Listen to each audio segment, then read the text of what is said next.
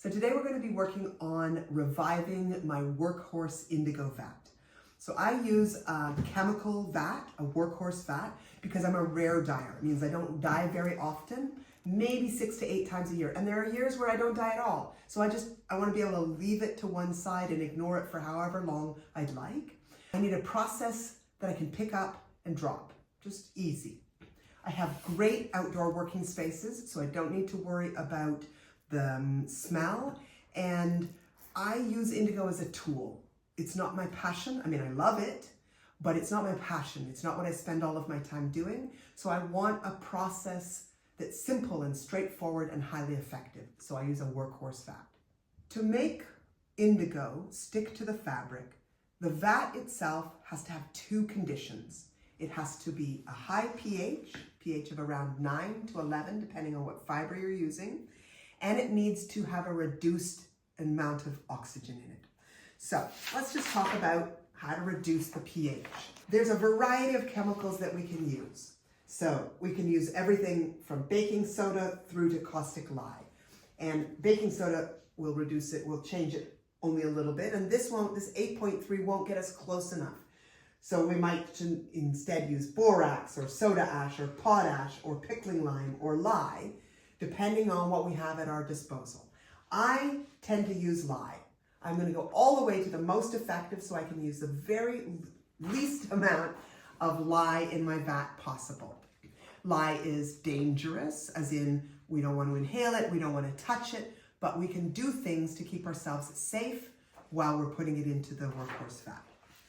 Then if we want to think about reduction, there are a bunch of different types of indigo vat. The most natural is if we peed in a bucket and used that. Ammonia, or the urine, would provide us both with a way to reduce the oxygen, and over time, the bacteria in the urine would cause the fermentation that we would need to reduce the oxygen. But a lot of people don't love using pee in a bucket to do their indigo, although it's the most natural.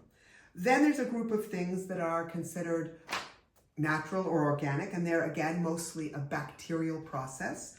You can use sugars to reduce the oxygen. You can use plant materials, most often henna or spent matter, or you can use a wheat bran combination that causes a lot of fermentation. All about a natural process. You still have to use a pH modifier. You still need the vat to be alkaline, but now the other piece that you're using is natural. Then you could get into the chemical vats, which are synthetic. There's the iron vat, which isn't great for wool or silk because the pH has to be so high, or sodium hydrosulfate or thiourea dioxide. Again, I'm going to use the thiourea dioxide because it is the most shelf life stable and in the vat stable. So for the least amount of thiourea dioxide, I get the biggest bang for my buck, and I can keep it in a baggie, and this has a terrific shelf life. It'll just sit there waiting for me to show up. So the 2 that I'm going to end up using today are the lye and the thiourea dioxide. I keep 2 plastic buckets as my indigo vat. One is typically my actual vat, and the other is often where when I lift my indigo out, I'm going to squeeze it out over the other one.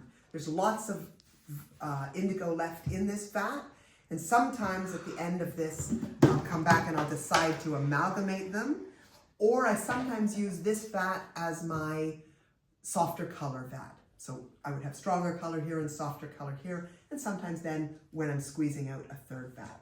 So we're going to look first at these 2 vats. We can see that both of these vats are a dark blue.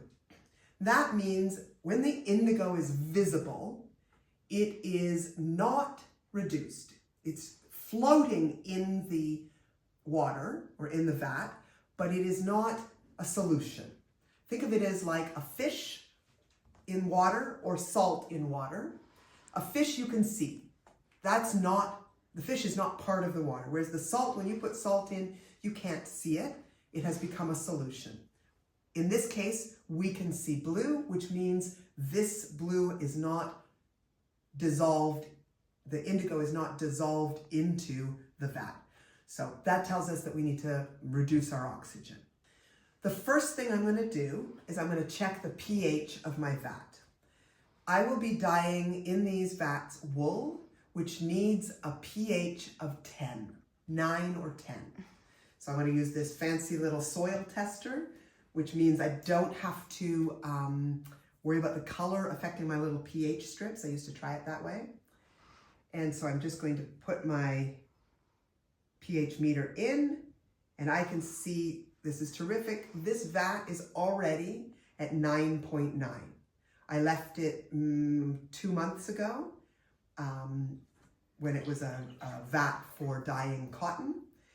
So the pH has come down, but not down too much. So this one is ready to go for pH. Before I put my pH meter into the other vat, I'm going to give it a little rinse so that I'm not carrying over whatever it is on the pH meter. And let's see what I have in this vat. So this vat is 8.7, which means I'm going to need to add some lye to this in order to get it up to where I want it to be. So I've gone and got my trusty little mask, and I've got the idea that I am not going to be touching this. I don't want the sweat on my hands to be activating the lye. So mask on and put a little bit in. Head away from the thing, and I'm going to shake a little bit in. Once the lye is in the vat, it is no longer dangerous to me. I do, from my soap making experiences, I know that I want to be leaning a little bit back in case there are fumes, but I've added so little lye to this vat that it isn't likely going to heat up enough to cause problems. So I'm going to do another little check. We're now at 9.8. This is exactly what we want. So that hasn't changed the color of these vats, but we do know now that the pH is what we want it to be. I'm not going to tell you exactly how much thiourea dioxide to put in, because you only need to put in as much as it takes to reduce the vat. Now these vats have been outside in the cold, which means that they are going to be slow to do the chemical reaction. Which means I'm going to add some and then I'm going to wait, and I'm going to add some and I'm going to wait. And I will know that I've added enough when the color changes and I stop being able to see indigo. So it will change from blue to a sort of yellowy, green, clear liquid. So here I'm going to, don't wear pretty earrings when you're trying to wear a mask. We all should have learned this during COVID.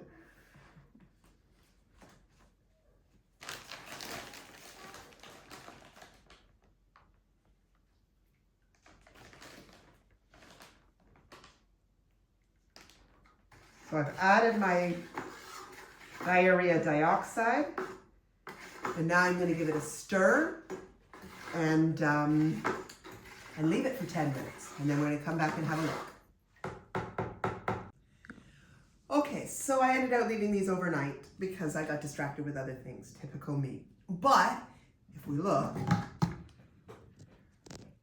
ooh, that smell, that tells us that we've definitely got happy indigo. It's got that sulfury, classic indigo smell, and look at that flower up on top. If I pull the flower aside, I can see that we've got that yellowy, greeny clarity here, which tells me that there's a lot of dissolved indigo in there. It's now a solution. In order to see it better, we're going to pull that out, and you can see how green, how clear green that is. Now, there's still so much indigo in this that the liquid is blue-green. That means that we have lots of undissolved indigo still in there. I put too much indigo in last time. But The green-yellow color of that tells us that the indigo vat is reduced, which means I can now start dyeing with this. Next step, a little bit of dyeing.